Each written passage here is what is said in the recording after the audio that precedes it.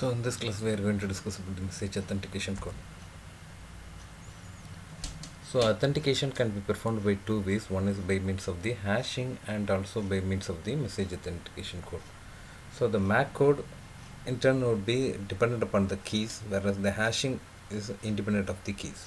So that's the difference between the hash functions and the authentic and the MAC codes. And so the any message that has to be transmitted must be uh, protected, and authentication is a means of protection of the information. And we have the hash value of the message would be calculated. The hash value can be made public, but it is also posing some problems. And instead of having a single hash functions, the MAC would be relying upon more than one hash functions. And it also uses the keys to select each of the hash functions. So hash family is a four tuple where x is a set of possible messages and y is a finite set of possible message digests, and k is the key space. For each key k there is a hash function. So we can think of h as a function of k which converts x to y.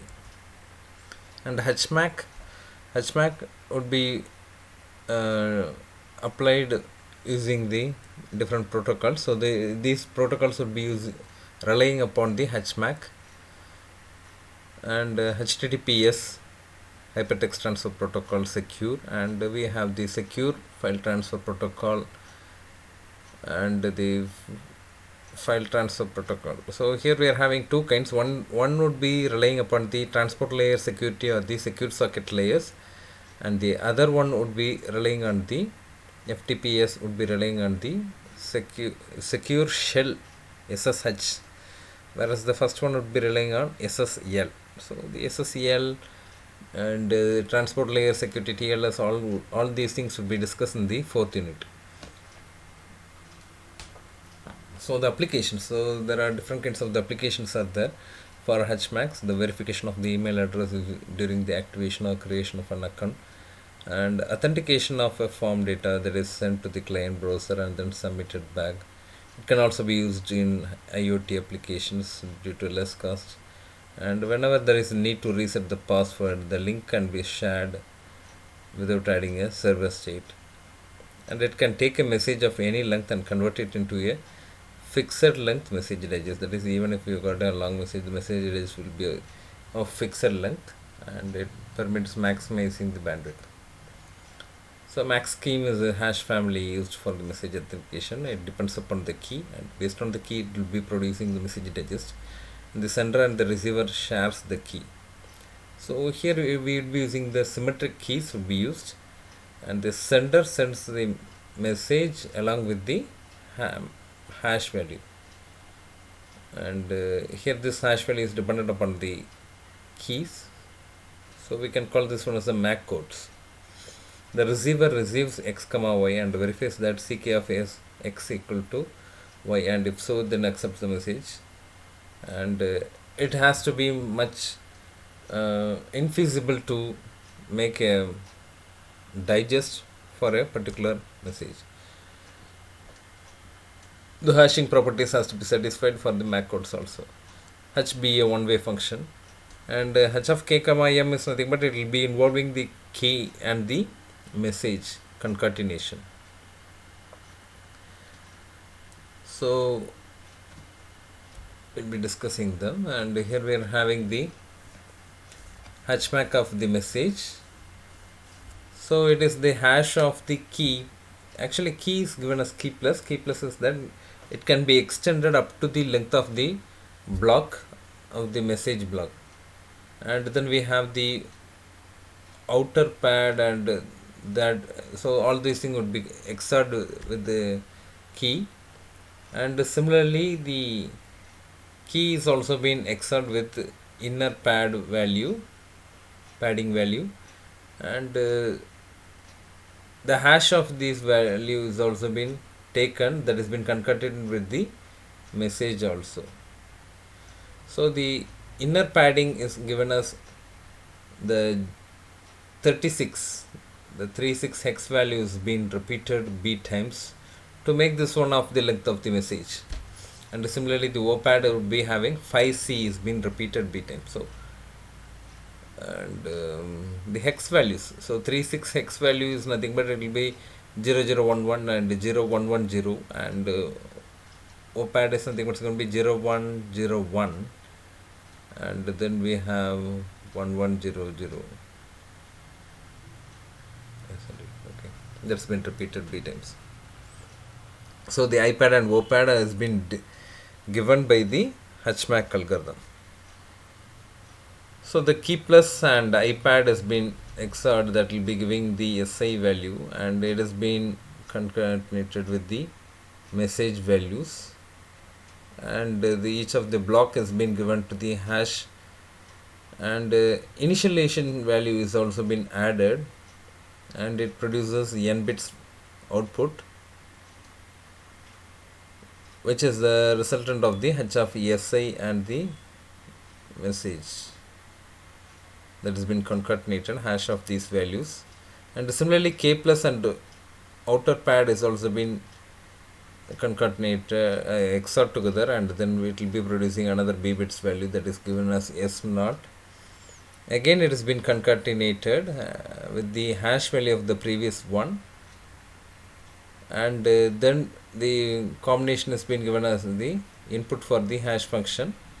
Again, the IV value has been used, that is given as the so finally we will be getting the Hatchmack function. So the Hatchmack can be using any types of hash. So it can use SHA-1, SHA-256 or SHA-512. Anything can be used, and or similarly you can also use some other hash functions like MD5 also can be used. So it is not dependent upon each of the particular algorithm, but more than one can also be used, and many different keys can also be used for each one of them, and based on the particular key, the particular message digest can also be generated. So when you are using more than one message digest and more than one keys is being used, the strength of the algorithm is being increased manifold.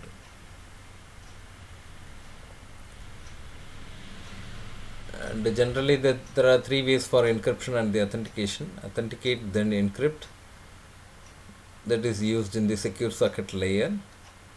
And so what happens is that the X is nothing but it is the input, and a MAC value has been computed, and then the code is being determined based on the encryption of the X and the MAC value. So the X and the MAC value has been encrypted, and then the cipher has been transmitted. So first the authentication has been generated, and then the authenticated value along with the message has been encrypted. So authenticate, then encrypt, that has been used in the secure socket layer. Encrypt, then authenticate. So what happens is that the X has been encrypted, and then the MAC value has also been calculated, and the encrypted value and the encrypted value MAC value has been calculated. So the encrypted value and the MAC of the encrypted text, cipher text, has been transmitted. So encrypt, then the encrypted value has been authenticated. So encrypt, then authenticate, that has been used in IP security. So IP security, web security, all these things would be discussed in the 4th unit. Then we have one more thing called as the encrypt and authenticate. So the encryption value has been calculated, and the MAC of the input is being calculated, and then we have the encrypted value and the MAC of the input value. So encryption and authentication, both of them has been done separately, and then they have been transmitted, that is used in the secure shell. So secure socket layer and secure shell both are similar in nature, but slight differences only. So Hatchmacks are ideal for high performance systems like routers due to the use of the hash functions which are calculated and verified quickly, unlike the public key system. So the hatchmarks are larger than the digital signatures are larger than hatchmarks if the hatchmarks provide comparable a higher security. Hatchmarks are used in administrations where public key systems are prohibited, and hatchmarks disadvantages are nothing but it uses the shard which may lead to non-repudiation. If either sender or receiver's key has been confiscated or compromised, then it will be easy for attackers to create unauthorized messages. So hatchmarks and digital signatures both are similar in nature, except that the digital signatures uses the public key cryptography, whereas the hatchmarks would be using symmetric key, and both of them would be performing the authentication purposes.